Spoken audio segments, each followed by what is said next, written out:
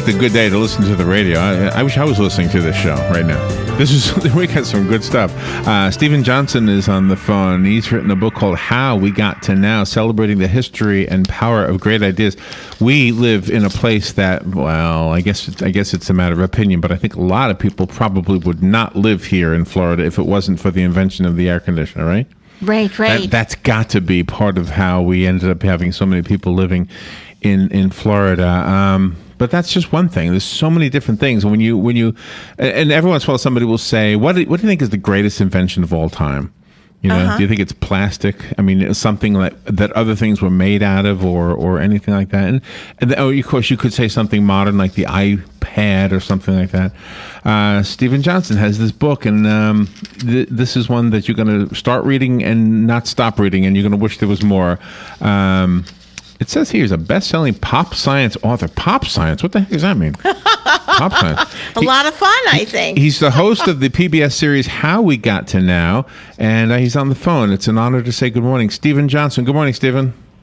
Hey, how's it going? Pretty good. Where are you? I'm actually at my parents' house in Washington, D.C. We did a PBS event here last night, and both Washington, D.C. and Florida benefited from the invention of air conditioning. Even D.C., huh? We probably wouldn't move any further south than Delaware, probably, if it wasn't for the air conditioning. So can I ask a question before we get to what was invented? Why are things invented? It seems like there was a whole load of stuff invented at a certain time, and I often wondered why. Yeah, well, it's a really interesting thing that happens again and again in the history of invention, which is that it's sometimes called simultaneous invention or simultaneous discovery. This happens with science, too, where you will see suddenly, at a certain moment in history, 20 people around the world will discover or invent the same thing working independently. Isn't that strange? So yeah. About 20 people invented the light bulb kind of before Edison invented the light bulb. And what happens is, as technology advances and as science advances, and to some extent it's kind of industrial technology and business advance, certain ideas become imaginable at a certain moment in time that just you couldn't even dream of them. However smart you were, you couldn't invent air conditioning in 1600. There were just too many basic understandings of the world that we didn't have access to. But you hit a certain point, and suddenly it's as if this new thing comes into focus, and all of a sudden everyone independently kind of hits on that idea. So that happens again and again in the history of new ideas. Now, one of the arguments that, I don't know if argument is the right word, but one of the points that some people will make is that inventions happen when somebody can benefit from them. So the advent of an idea called a patent, which, I mean, you mentioned Edison, wasn't that the reason we point to him, even though other people invented it, was because he was the first one with the patent? Well, actually, there were other patents. He actually bought a lot of the patents. Oh, really? Went up and kind of bought them. What Edison did is he basically invented the system around the light bulb. So there were many working light bulbs. They didn't last as long as Edison's did, but they had the basic model, the vacuum tube with some kind of filament that burns and so on. But for a light bulb to work, you need to attach it to an electrical grid of some kind, and you have to have a metering system to be able to charge people for the electricity that's going to their light bulb. And so he was brilliant, and he had a brilliant team. He had a very kind of interesting, diverse, eclectic team of people that he worked with. They called themselves the Muckers, and together they really created this system, not a single thing, but a system, and that's what was ultimately successful. So he's an important part of the story, but it's not the way every school kid hears it. Like, in 1878, Thomas Edison invented the light bulb. So the book is more than this, but let's talk about the subtitle: 6 Innovations That Made the Modern World. One of them is ice?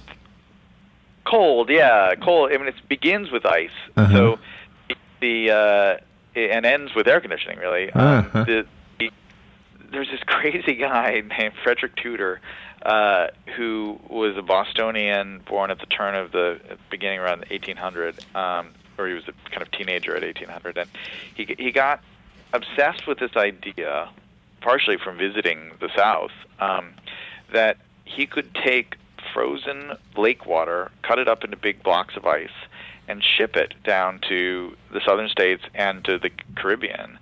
And he would be able to sell something that was effectively free that you could just extract from these lakes for the cost of like cheap labor. Right.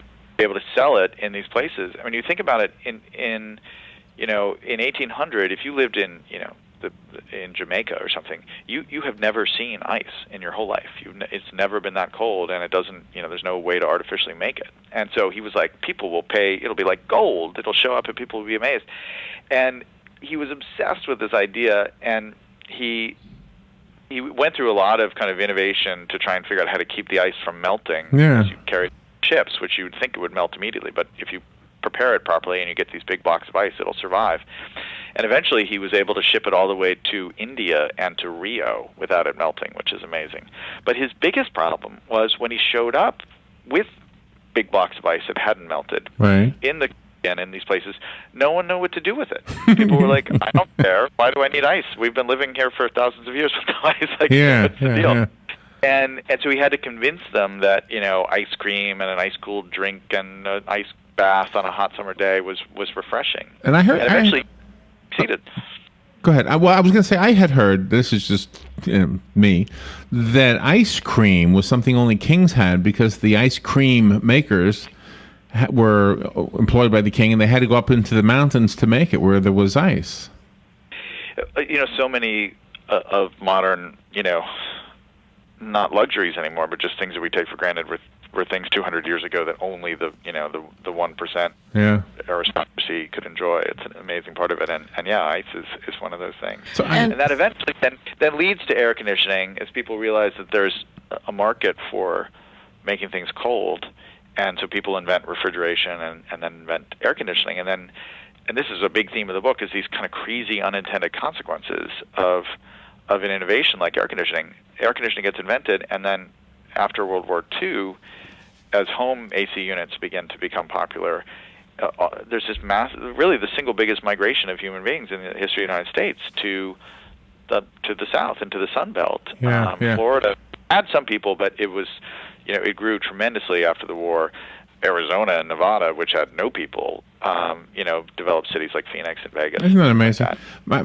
Our parents, Robin's parents and my parents, would remember. Of course, my parents are gone, but Robin's mom is still here, and they would remember ice boxes. Whereas I'm too young to remember ice box. But even just one generation before us, and we're 60s, so that gives you an idea how far we go back. But we were hearing about ice boxes from our parents.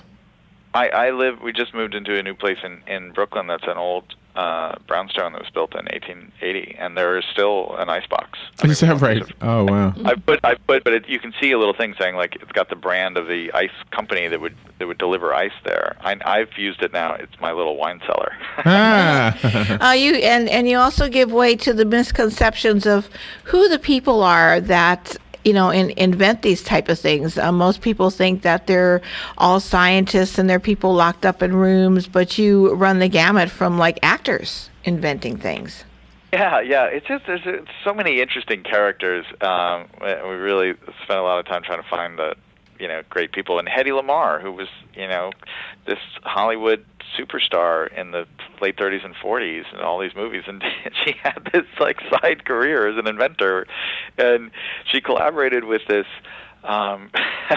this avant-garde music composer. This is unlikely pairing in the history of invention, and it was during World War II, and she wanted to support the Allied cause, and so they came up with this wireless encryption scheme called frequency hopping, which was a way of sending a signal from, say, a plane or a submarine to a guided missile of some sort that couldn't be kind of cracked or jammed by the enemy. And they gave it to the military, and they actually looked at it. They didn't implement it directly at the time, but that technology of frequency hopping is now used today in like Bluetooth and Wi-Fi and a lot of the kind of secure wireless communications that we have. And it all came from this. Like, that is awesome. A music composer and an actress. That is so cool. It is. I mean, just a musical instrument. Look at the piano. I mean, who would have thought? You know what? With just they probably spent a whole year making some of the pianos in the beginning.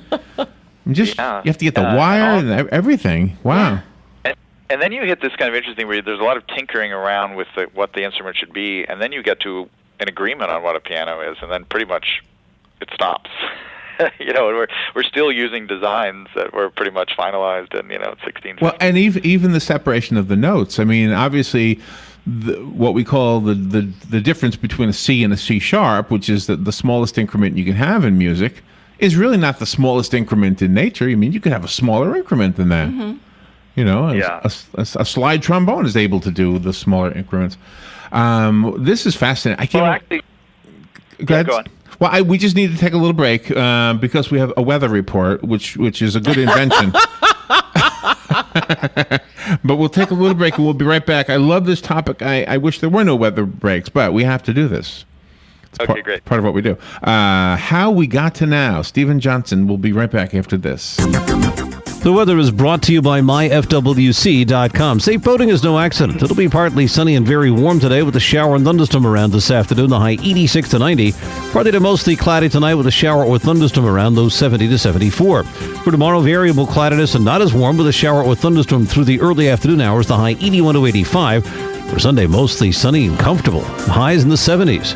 From the Florida Weather Center, I'm meteorologist Joe Lundberg. This weather brought to you by OcalaForSale.com, where you too can be a sellout. Give them a call at 629-1663 or just go to OcalaForSale.com. I'm a sellout. Hi, folks. Jim Lally from the Mortgage Center. I want to talk to you about WOCA and radio. Radio advertising works, folks. 3 shows, an Atomic Area Real Estate Hour, produce 15 calls for us, and it'll work for you. So if you've thought about it, get off the fence, make the decision. WOCA, radio advertising works. Call us. WOCA. Get it for less at the DIY Home Center outlet. Get top quality real wood cabinets the same or less than the big box stores are selling the cheap stuff. And that's not all. Drywall screws big box stores are $6.47 a pound. At DIY, only $4.99. Plus, DIY has the largest selection of mobile home parts and accessories anywhere. From carpet to doors, get the DIY supplies you need for less. The DIY Home Center outlet. We are your building material closeout store. 2191 Northwest 10th Street, just 2 miles east of I-75. All right, 19 minutes after 11 o'clock. And, fascinating topic. We are talking about things that got invented. We were talking about musical instruments before we took the break. And I was thinking during the break about, like you break a guitar string, right? You go to the guitar center, whatever, and you get a new set of strings. I mean, where did they get strings from back? They always call it, that's what they say, cat. That's right. So they, got to kill another cat. Got a string. And how do you know? I mean, how do you get the thick ones and the thin ones? And wow, this is a fascinating subject, Stephen. You're going to have to write 100 more books, I think. Yeah. Well, it is fun. I was thinking about guitars and things breaking. There's a story we tell in the book, and it's also going to be a PBS show airing in just 2 weeks, actually, next Wednesday, October 15th. So there's a show and a book. But the story we tell in the show and in the book is about the vacuum tube. So they invent the vacuum tube, which is central to radio and a whole host of other things. Right. And anything that's amplifying. And people use it to amplify music. And so guitarists are playing their amps that are vacuum tube basically powered. And at some point, people notice that, like, if you overdrive the vacuum tube, or if the vacuum tube breaks for some reason, you get this distorted sound. And for years, musicians heard that sound of distortion, and they were like, oh, my amp is broken, or I should turn down my guitar because it's distorted, it's not working properly. And then eventually, starting in the 50s, and then particularly in the 60s, people started to say, I kind of like that sound. I like that sound, yeah. I think we blame Peter Townsend for that, The Who. And you take something, a technology that is like deliberately broken, and we develop an ear for it. We develop a kind of, it doesn't sound like noise. It actually sounds like music to our ears now, and it comes out of a technology malfunctioning. Isn't that funny? And now they have computer programs to emulate that broken sound. Yeah, exactly. Yeah. Well, obviously the computer is an invention, but the computer is the result of many inventions. Correct?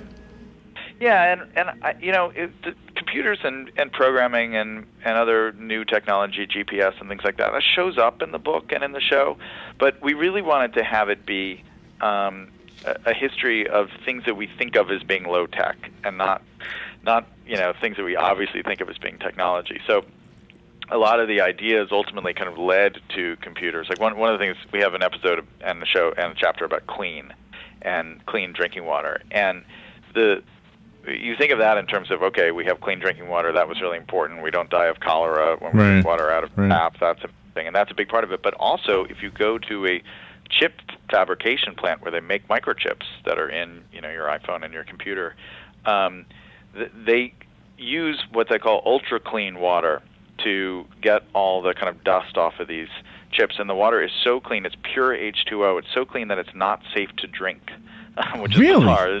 Normal drinking water has minerals in it that our body needs, but this water is completely pure, and you need it to be able to make microchips. So you don't think about water and the ability to purify water as being central to the technology revolution, but it is. Oh, wow. Yeah, I had no idea. And then you take it one step further, you talk about the chlorinated water, and then you delve into women's fashion. Yeah, exactly. People start, after you chlorinate water, which starts at the beginning of the 20th century, again, an amazing increase in public health. It reduces infant mortality and child mortality by 50% in just 30 years, which is amazing. But it means that pools are safe to swim in now for the first time. And so all these public pools get built in the 20s and 30s. And people learned to swim for the first time. Swimming was not a skill that most people had until this. And that ends up leading, because people start going to these pools, fashion trends start to kind of spread through the population in terms of swimwear. And if you've gone to like a beach in 1900, the women would all be dressed up like they were going for a sleigh ride. Right. But because these kind of trends in fashion start to flow through, there's this tremendous change in just the size of women's bathing trunks, bathing suits in that period. And we think about women's fashion as being all about, Hollywood or glossy magazines, but in fact, the introduction of chlorine into drinking water in public pools. That is fascinating. Part of that story. Can you tell me, because I didn't get to this part of the book yet, what is the swinging altar lamp inside the Duomo of Pisa? What is that? So when Galileo was like a 19-year-old, he was in the cathedral, and everybody else is sitting there, reciting the Lord's Prayer or something like that. And he notices that this altar lamp is swinging back and forth, and he notices this weird thing where no matter how, it never changes how long it takes for it to complete a swing. If it's a big, wide pendulum, it goes faster, and if it's not as big a kind of swing, then it goes slower. And so he actually notices this, and he measures it against his pulse to confirm that it's keeping a perfect kind of pace. And so that plants a seed in his mind. And of course, he's Galileo, so this is the kind of thing he's thinking of as a 19-year-old start doing. And it's not for another 50 years that he finally takes that idea and he builds a design for the first pendulum clock, which is the first really accurate form of timekeeping, which then it becomes the basis for the what was called the chronometer, which was central for solving the problem of longitude, and it really enables people to sail around the world and know where they are for the first time. So that is amazing. And he used his pulse. It's central to navigation in this weird way. And he used his all pulse. Comes from Galileo. Yeah. What about the magnifying glass as a telescope, as a microscope, all those things? Well, it's just part of the story of why glass is so important. And glass, okay. Those things came out of Gutenberg. So Gutenberg invents the printing press. Everyone starts to read. This is a familiar story. The book is this revolutionary new technology. But what no one ever talks about is that once books became popular and people started to read, they all of a sudden noticed that they needed reading glasses. They were farsighted. And they couldn't, no one had noticed this before because they didn't have any occasion to look at tiny little objects right in front of their face. And so then all of a sudden there are all these lens makers who are making spectacles for the first time, and they start experimenting with their lenses. And through that experimentation, they make the telescope and the microscope, which triggers partially Galileo's revolutions in astronomy and science and biology. So much of what we know is because we can see really small things and really far away things. Yeah. And that also allowed them to have a chemist come on the scene then, because then they're just taking things apart that normally people wouldn't take apart and have all these excretions, and then they make new things through the use of the natural chemicals. Yeah, exactly. And in fact, chlorinating water, that whole project began because they had very good microscopes that finally allowed them to see bacteria, which are very small and very hard to see. And once they knew there was bacteria in the water, they started thinking about how they could use chemicals to kill those bacteria. And that's Do you know all what really connected. Do you know what I've often thought was fascinating? If you think about an artist and how he takes paint and makes a new color out of mixing two colors, and then you look at how those primary colors of paint are not the same primary colors of light, how did anybody figure this out? Oh, good question. In order to make like a color TV or anything that we use now like that, how did they figure this out? I just don't understand. I mean, you can mix paint, but how did they learn to mix light? Yeah. That'll have to be another episode. So throughout all of your research and things, have you ever wondered about something and then you discovered something on your own? Well, I've done a couple of tech startups over the years. I started one of the first, actually the first online magazine, which is called Feed, back in 1995. It's the first web-based magazine before blogs and Twitter and all that kind of stuff. Oh.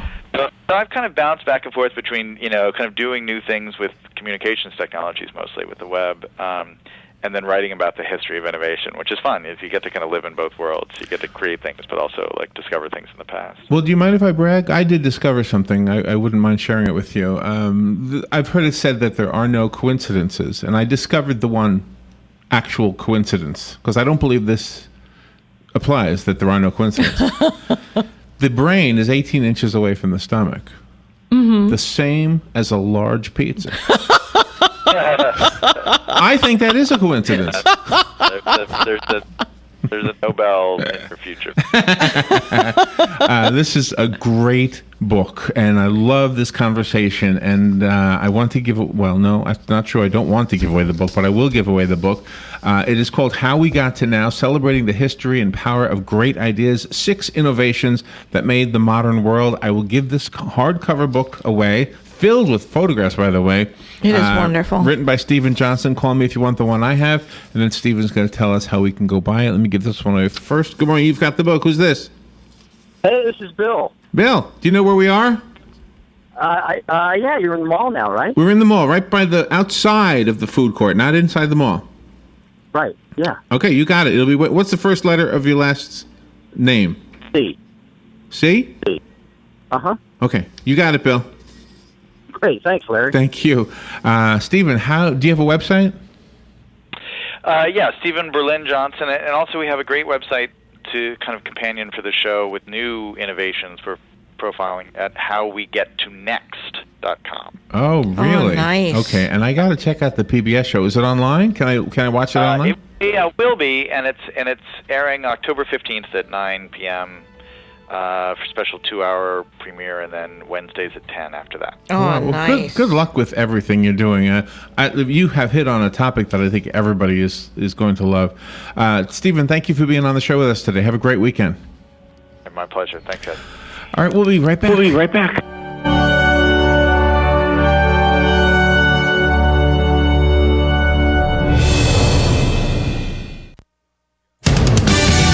Fox News Radio, I'm Lillian Wu, an NBC freelance cameraman who tested positive for Ebola heading to the U.S. for treatment. The team he was with will be isolated. Meanwhile, more details on Thomas Duncan, the Liberian man who's being treated in Texas.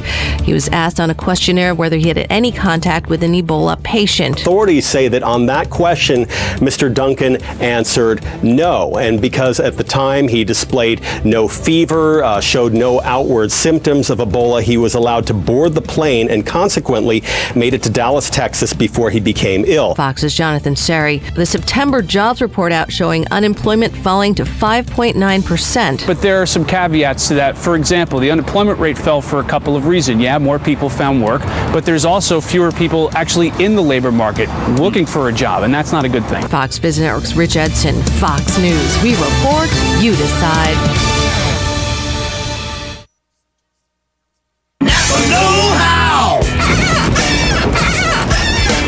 Wow, is that an angry monkey screaming at you?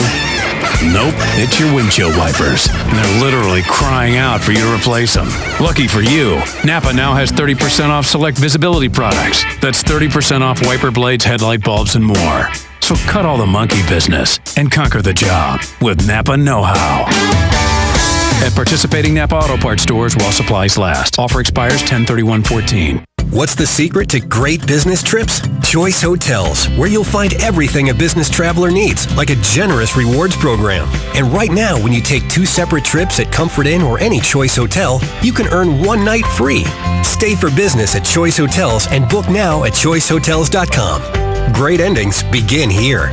Free night based on an 8,000-point Choice Privileges reward night at over 1,500 hotels. Valid 9/4/14 through 11/12/14. Requires registration and 2 separate qualifying stays. Other terms and conditions apply. Details at choicehotels.com.